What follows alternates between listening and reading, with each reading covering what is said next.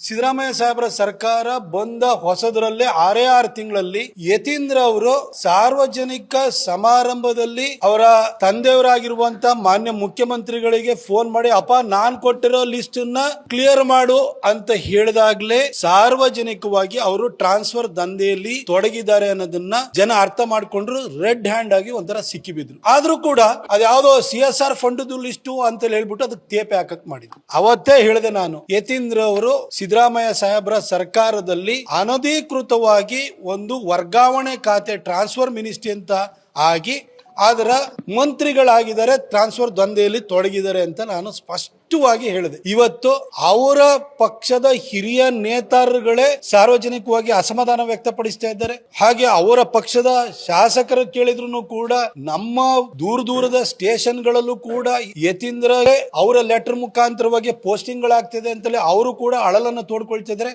ಅಂದ್ರೆ ಯತೀಂದ್ರ ಏನ್ ಮಾಡ್ತಿದ್ದಾರೆ ಕೇಳಿ ಒಬ್ಬ ಮೆಡಿಕಲ್ ಡಿಗ್ರಿ ಹೊಂದಿರುವಂತಹ ಒಬ್ಬ ವಿದ್ಯಾವಂತ, ಆದ್ರೆ ಅವರ ತಂದೆಗೆ ಯಾವ ರೀತಿ ಕೆಟ್ಟ ಹೆಸರನ್ನ ಇವರ ಟ್ರಾನ್ಸ್ಫರ್ ದಂಧದ ಮುಖಾಂತರ ತರ್ತಾ ಇದ್ದಾರೆ ಅಂತ ಹೇಳಿದ್ರೆ, ಸಿದ್ದರಾಮಯ್ಯನವರು ಅವರ ರಾಜಕೀಯ ಜೀವನದಲ್ಲಿ ಯತೀಂದ್ರ ಅವರನ್ನ ಅಧಿಕಾರದ ಪಡಶಾಲೆಗೆ ಬಿಟ್ಕೊಂಡಾದ ನಂತರ ತಲೆ ತೆಗೆಸುವಂತಹ ಸ್ಥಿತಿಗೆ ಹೊರಟೋಗಿದ್ದಾರೆ. ಅವರು ಯಾಕೆ ಈ ಮಾತನ್ನು ಹೇಳ್ತಾ ಇದ್ದೀನಿ ಅಂದ್ರೆ, ಹಿಂದೆ ರಾಕೇಶ್ ಅವರು ಬದುಕಿದ್ರು. ರಾಕೇಶ್ ಅವರು ಬದುಕಿರೋವರೆಗೂ ಕೂಡ ಆ ಸಂದರ್ಭದಲ್ಲಿ ಸಿದ್ದರಾಮಯ್ಯ ಸಾಹೇಬರು 2 ಸಾರಿ ಉಪಮುಖ್ಯಮಂತ್ರಿ ಆಗಿದ್ರು. ಒಂದು ಸಾರಿ 2013ರಿಂದ 2018 ಅವರು ಮುಖ್ಯಮಂತ್ರಿ ಆಗಿದ್ರು. ಒಂದು ಸಾರಿನೂ ಕೂಡ ರಾಕೇಶ್ ಸಿದ್ದರಾಮಯ್ಯ ಅವರಿಂದಾಗಿ ಮುಖ್ಯಮಂತ್ರಿ ಆಗಿರುವ ಸಿದ್ದರಾಮಯ್ಯನವರು ಮುಜುಗರಕ್ಕೆ ಒಳಗಾಗುವಂತ ಒಂದು ಸಂದರ್ಭನೂ ಕೂಡ ಬರಲೇ ಇಲ್ಲ. ಆದ್ರೆ ರಾಕೇಶ್ ಸಿದ್ದರಾಮಯ್ಯ ಇವತ್ತು ಇಲ್ಲ, ಅವ್ರು ತೀರ್ಕೊಂಡಿದ್ದಾರೆ. ನಿಜವಾಗ್ಲೂ ಆ ವ್ಯಕ್ತಿ ತೀರ್ಕೊಂಡಿರಬಾರ್ದಿತ್ತು. ಅವ್ರ ಅಪ್ಪಂಗೆ ಈ ರೀತಿ ಒಂದು ತಲೆ ತಗ್ಸುವಂತ ಪರಿಸ್ಥಿತಿ ಬರ್ತಾ ಇರಲಿಲ್ಲ ಅಂತೇಳಿ ಸಾರ್ವಜನಿಕರಿಗೂ ಕೂಡ ಅನ್ಸಕ್ ಶುರುವಾಗಿದೆ. ಯಾಕಂದ್ರೆ ಅವ್ರು ಇಷ್ಟು ಅವರ ಅಧಿಕಾರಾವಧಿಯಲ್ಲಿ ರಾಕೇಶ್ ರಾಜಕಾರಣನೂ ನೋಡ್ಕೊಳ್ತಾ ಇದ್ರು, ಆದ್ರೆ ಅವ್ರ ಅಪ್ಪನಿಗೆ ಕೆಟ್ಟ ಹೆಸರು ತರುವಂತ, ಅವ್ರ ಅಪ್ಪನಿಗೆ